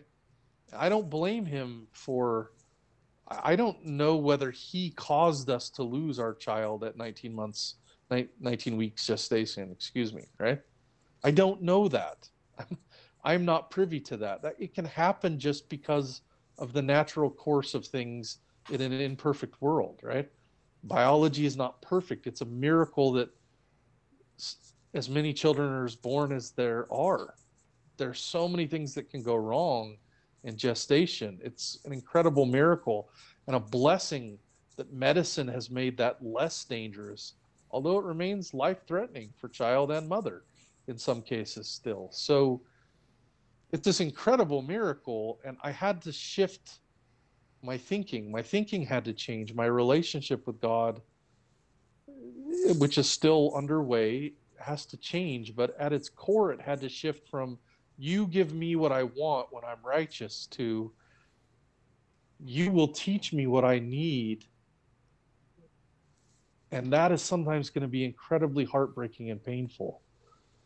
And sometimes you're just going to put your arm around me because the world is broken. We live in a fallen world, right? Right. Bad stuff happens. And I don't say to good people, to all kinds of people, because the world is fallen. Sometimes because we as human beings are wicked and evil to one another. Sometimes bad stuff happens because we live in an imperfect world where there's storms and hurricanes and earthquakes, right?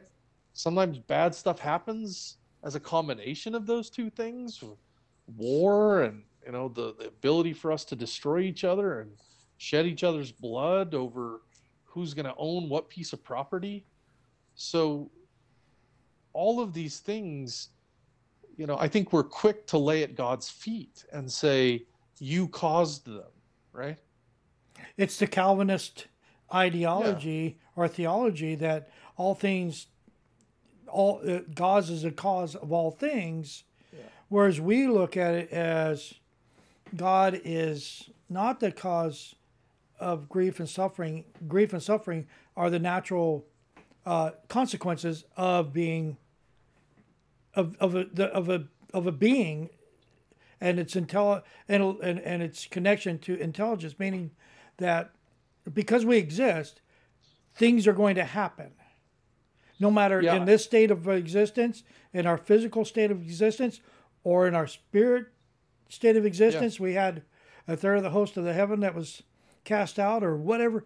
There's complications all over the place, and I think one of the things that is connected to God too much is this utopian ideal, and because that utopian idea being connected to God, anything that goes wrong when that cause or God caused this creates this void between us and God, that kind of disconnect. Yeah. And I'll give you the last up, but I wanted to shut it down here in about the next couple of minutes. Okay. Yeah, I guess I would say ultimately the depression led me to ask deeper, and I hope and believe better questions about who is God? Why do I follow him? What's the nature of his relationship to suffering? I know this is, again, considered blasphemous by some of our Christian brethren, but to me the answer came in the form of understanding that God could not put us in a world without suffering and still accomplish his ends for us to become like him. That suffering and opposition were necessary parts of the world.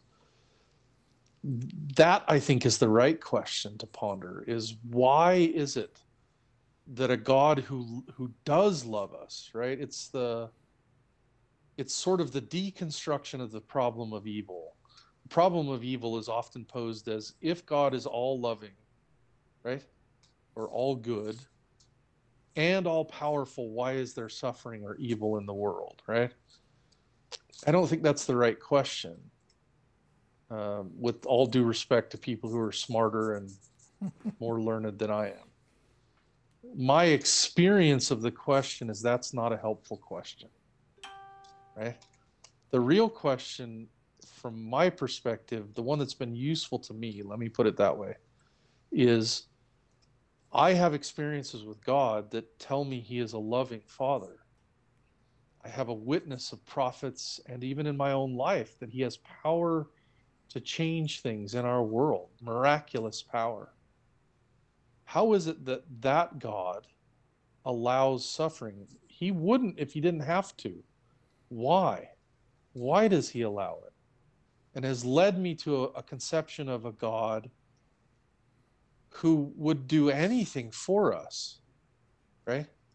Even give his own son, Jesus Christ, but who will not take away our agency and who cannot give us all that he has if we do not learn how to face suffering and opposition. I liken it to the idea that if God can think and bring things about, then even a stray thought can destroy people, right? That must mean that to become like him is to evidence that level of mastery at some point in the infinitely far future for me, right? I know I'm not anywhere close to that. And neither will I earn that, right? It will be some combination of being willing to follow my Savior and the gift of his grace. And so the question then becomes, could God have created a world with less suffering? Yes. But it would have had to sacrifice my agency and my ability to learn, right? So I could have come to some kind of paradise, but that would have been the end, right? It would have just been that. And so trying to keep the brutal, heartbreaking suffering of depression, anxiety, and other things that happen to all of us in this world in that perspective, one of learning, teaching, and mastery from a God who would not inflict any pain if he could teach it another way, right? Yeah. And then the older I get, coming to realize it's easy to talk about the things that I didn't cause. It's harder to talk about a lot of the suffering I did cause or contribute to in other people's lives and in my own. And it's why I fundamentally choose to approach life as a sinner. I am a sinner.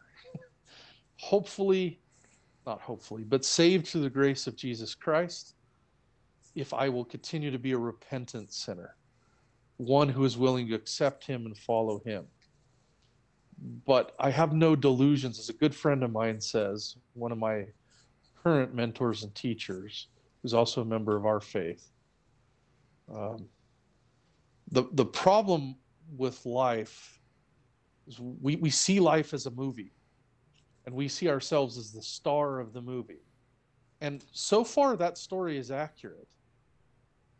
We are the star, but it's a story about a villain. We're not the hero. Okay. Right? The hero is Christ and our Heavenly Father and what they've given us and how they can change us. It's a redemption story of a villain, one who's fallen, right? And I am a sinner. And I need my Savior, Jesus Christ. And at the end of the day, that to me is the most incredible and important mind shift, is to understand, yeah, I am a sinner. I'm imperfect. I have all kinds of flaws. I want things that are wrong. And yet he leads me anyway and loves me and wants me to be better and wants to show me a better way. Even though I fail and I say yes and I keep taking back my yeses and, so I don't mean to glorify the struggle. That's not the value. The value is not in the struggle, but in the continuing to turn to Christ, to recognize that we are flawed and human and sinners, and Humans are to turn to naturally Him. have natural failures. Yeah. Anyway, So anyway, I hope you'll do this again with me. yeah, I enjoyed chatting with you, brother. Absolutely, and this is a worthwhile discussion because it helps. I on my YouTube channel, I actually had some people be affected by these things in a positive way. So that's why we do these things. So thank you, Eric. Well, I like chatting with you, AJ. So it's fun for me. So Absolutely. thank you, man. have Well, what's that? I said thank you, man. You have a good Sabbath. You too. Talk to you later. Bye. Bye.